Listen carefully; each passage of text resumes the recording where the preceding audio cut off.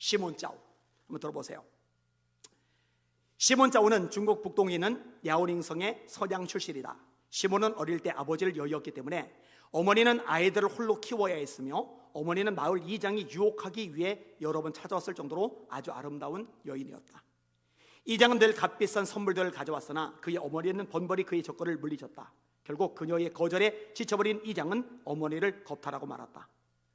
아직 어린 시몬이었지만 사랑하는 어머니에게 무슨 일이 일어났는지 알고 나서 그는 극심한 분노에 휩싸였다. 그는 나중에 자라면 군의 지도자가 되어 마을 이장이 어머니에게 한 비행에 대해 정의로 심판하겠다고 말했다. 그러나 그의 어머니는 소용없는 일이란다. 군 지도자들도 부도덕한 마을 이장처럼 타락하긴 마찬가지거든 이라고 말씀하셨다. 그렇다면 군 지도자들보다 더 높은 관리가 되겠어요? 라고 시몬이 소리쳤다. 그것도 소용없단다. 성 지도자들도 군 지도자들과 마찬가지란다. 그렇다면 성 지도자들보다 더 높은 지도자가 될 거예요. 다시 말했지만 얘야 소용없는 일이다. 황제도 마찬가지란다. 시몬은 비통하고 화난 심정으로 어머니에게 물었다. 그렇다면 황제보다 강한 사람은 누군가요? 정의의 심판을 위해 누구에게 가야 하나요? 그의 어머니가 대답했다. 오직 하나님만이 정의롭단다 내 아들아. 그렇다면 난 하나님이 되겠어요. 열광적인 소녀는 이렇게 결론을 내렸다. 시몬의 가슴속에 남은 상처는 쉽게 아물지 않았다. 10대에 그는 작가의 길을 추구했고 그는 글솜씨를 이용해 지역 신문의 마을 지도자이던 이장의 죄를 폭로했다. 그러나 그의 분노는 가라앉지 않았다.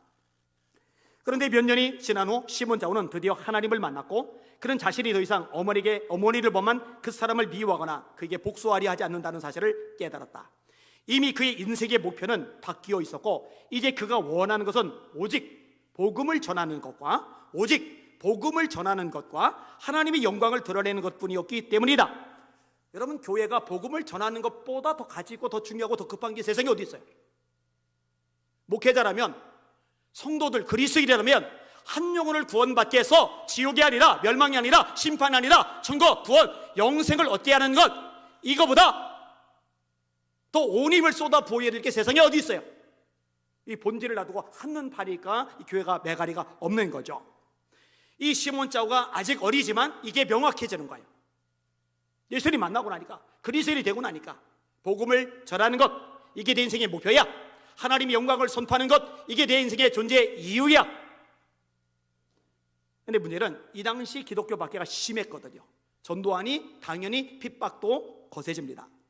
복음을 전하는 일로 인해 시몬 짜오는 다른 사람들과 함께 체포되고 말았다. 그들이 체포되었을 때 그의 아내는 임신 중이었으나 곧 유산을 했다. 그녀가 여성 감옥 안에서 죽었으나 14년이 지나갈 때까지 아무도 시몬에게 그 사실을 알려주지 않았다. 가시가로 감옥 노동수용소에서 처음 몇 주와 몇 달 동안 교도관들은 시몬이 믿음을 저버리도록 하기 위해 온갖 노력을 기울였다. 하지만 그들은 곧 그것이 먹혀들지 않을 것임을 깨달았다. 그들은 시몬에게 기도하지 말라고 명령했고 기도할 때마다 그를 구타했다. 그러나 시몬은 기도를 멈추지 않았고 아무도 보지 않을 때 몰래 기도하는 법을 익혔다. 얼마 후 감옥관리는 그의 기도하는 모습이 보이지 않자 그가 바뀌었다고 생각하고 교도소 신문에 공산주의 체제의 개혁 능력을 찬양하는 칼럼을 쓰라고 명령했다. 작가가 되기를 원했던 사람이니까요. 그는 기사를 쓰기 시작했고 그 모습을 본 교도소 관리들은 매우 만족해했다. 하지만 그들은 그가 쓴 기사를 보자마자 분노로 날뛰었고 자신들이 농락당했다는 사실을 깨달았다. 그의 기사는 다름 아닌 예수님의 아름다움을 그린 짧은 시와 십자가 그림이었던 것이다. 교도관들은 그를 육중한 나무 의자로 내리쳤으며 발로 무자비하게 걷어찼다. 지방 관리들은 그의 형벌 기간을 늘렸고 비인간적인 조건과 고된 일 때문에 대부분 6개월 안에 죽어나가는 탄광으로 보내어서 일하게 하였다. 그는 작고 약한 사람이 들기에는 절대 불가능한 몇 톤의 석탄을 매일 캐내야 했으며 등에 광주리를 진 채 그 석탄들을 탄광 밖으로 운반해야 했다. 수감자들은 하루 14시간 일주일에 7일을 일했다. 음식은 부족했고 역겨웠다. 여름에는 찌는 듯한 더위 속에서 일해야 했고 겨울에는 영하로 내려갔다. 시몬 짜오의 삶은 하나님께서 지켜주시는 힘이 어떠한지를 보여주는 살아있는 기적이 되었다. 시몬보다 튼튼했던 수백 명의 동료 죄수들이 그 탄광이 온 지 몇 달 되지 않아 죽었는데 시몬만 살아남았다.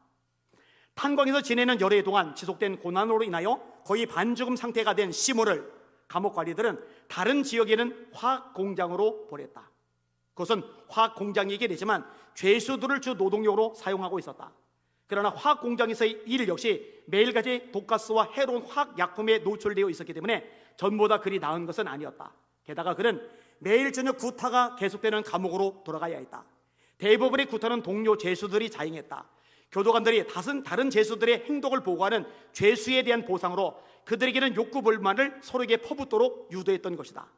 감옥 관리들이 그 어떤 방법으로도 무너뜨리지 못해 증오하였던 그리스도인 시몬 자오는 감옥의 난폭자들에게 쉽게 공격의 목표가 되었다.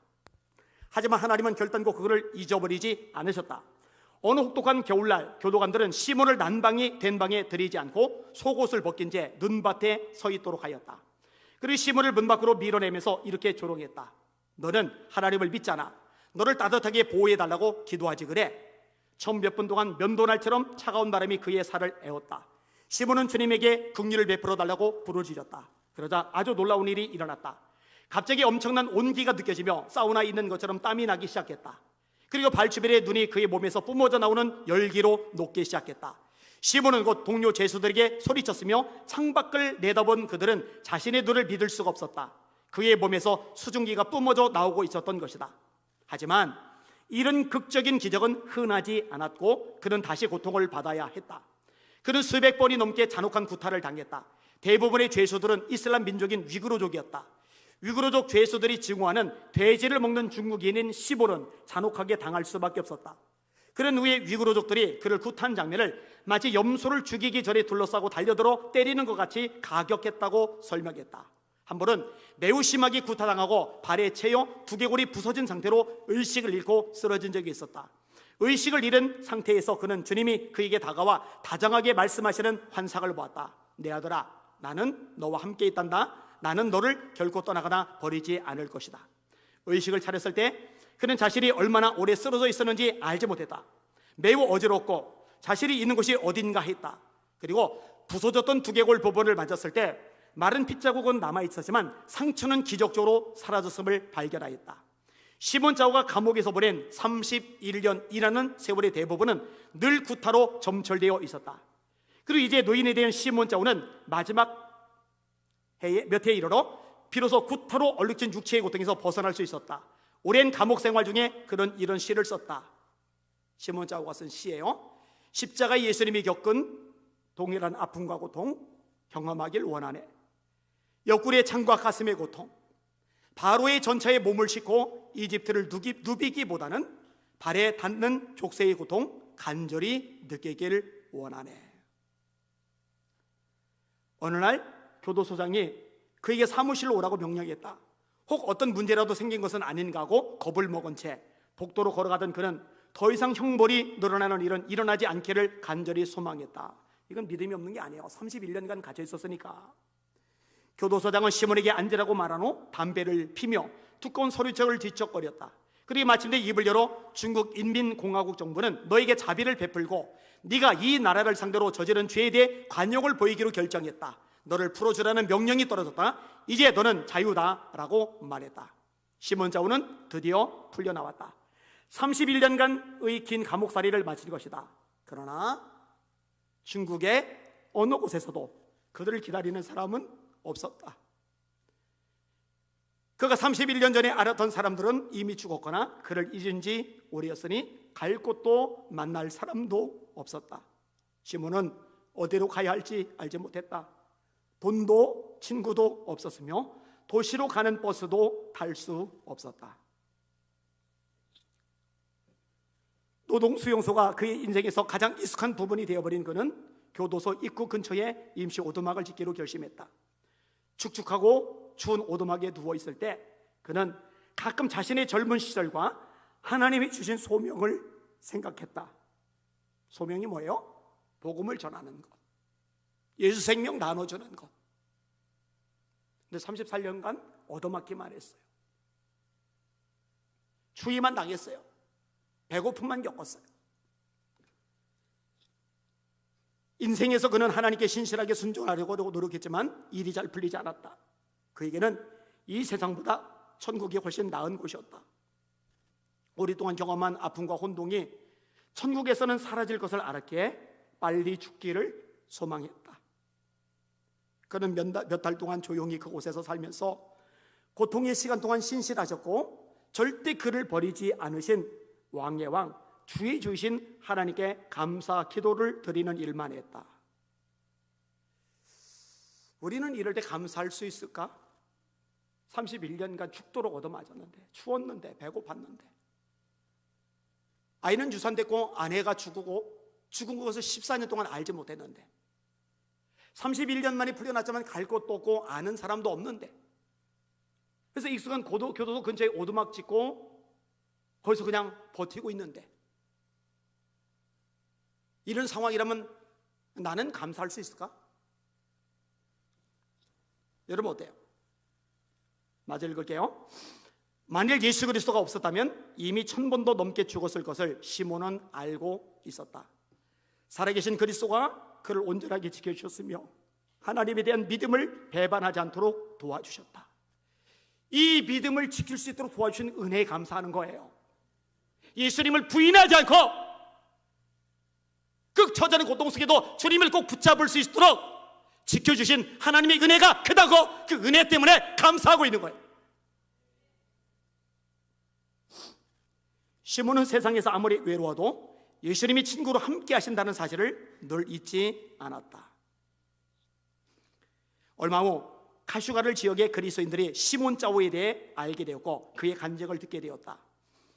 간증을 듣고 난 후 존경심으로 가득 찬 그들은 늙은 그에게 음식과 성경을 갖다 주며 할 수 있는 한 그를 돌봐주었다.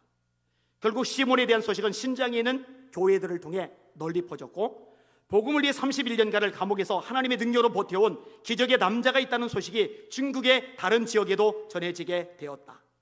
마침내 그는 다른 지역에 복음을 전할 기회를 얻게 되었다. 다른 그리스도인들이 시몬 짜오에게 말씀을 전해달라고 부탁한 것이다. 젊은 날 받았던 소명, 복음을 전하라는 주님의 부르심, 하나님은 잊지 않고 계셨던 거예요. 이제 그분을 여시는 거예요. 중국을 횡단하는 나흘의 기차 여행 동안 침대 칸은커녕 좌석조차 내줄 돈이 없었기에 시몬 짜오는 기차 바닥에 신문지를 깔고 그 위에 쪼그리고 누워야만 했다. 허난성에 도착해 그곳 성도들에게 말씀을 전했을 때 그 메시지는 참으로 강력했으며 모든 사람들의 가슴 속에 커다란 불길을 일으켰다. 눈물이 넘쳐흘렀고 수많은 신자들이 감동을 받아 선교 사역에 대한 비전을 받았다. 게다가 시몬 짜오의 독특한 외형은 그의 사역에 도움을 주었다. 하얀 긴 수염과 백발의 머리 때문에 마치 고대의 현자처럼 보였던 것이다. 하나님은 사람들에게 그 비전을 성취하기 위한 거부할 수 없는 부담감을 사람들에게 주셨다. 수많은 사람들이 시몬 짜오를 통해 하나님 앞에 자신들의 인생을 헌신하였다. 시몬 짜오는 2001년 12월 7일 마침내 주님과 영원히 함께하기 위해 이 세상을 떠났는데 당시 83세였다. 그는 허난성 핑띵산에서 그를 사랑하신 형제자매들이 지켜보는 가운데 하나님 곁으로 떠났다. 이 한 사람 때문에 얼마나 많은 선교사들이 일어났는지 모릅니다. 주님이 말씀하셨어요. 한 알에 밀이 떨어져 썩지 않으면 한 알 그대로 있고 죽으면 많은 열매를 맺느니라. 여러분, 한국교회는 회개해야 됩니다. 편한 것 좋고 대접받는 것 좋고 누리는 것 좋고 영향력 행사하는 것 좋고, 그런데 썩지를 않으니 죽지를 않으니 헌신이 없으니 십자가 지고 복음을 전하려고 어떤 대가도 지불하고 내 목숨까지도 내어주려는 결단이 약하니 열매들 맺어지는 게 점점 사라져가는 거죠. 여러분, 지금 대한민국의 수많은 교회들, 이 수많은 9월의 열매들은 우리 할머니, 할아버지들의 헌신, 썩어지는 미랄 같은 그들의 인생을 통해서 우리가 열매를 따먹는 건 줄 믿으시길 바랍니다. 이제 우리 후배들이 열매를 따먹게 하려면 우리가 하나에 썩어지는 미랄이 되어야 될 줄 믿습니다.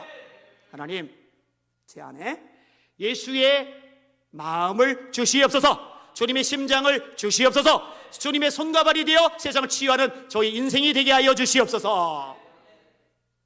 복음을 전하기 위해서 어떤 대가도 지불하고 우리 목숨까지도 내어 던질 줄 아는 저와 여러분들 되시기를 예수님의 이름으로 축원합니다. 그 전에 방금 전에도 말했듯이 주님의 마음, 주님의 심장, 한 영혼을 구원하기 위한 주님의 애끓는 마음을 달라고 기도하시는 저와 여러분들 되시기를 예수님의 이름으로 축원합니다.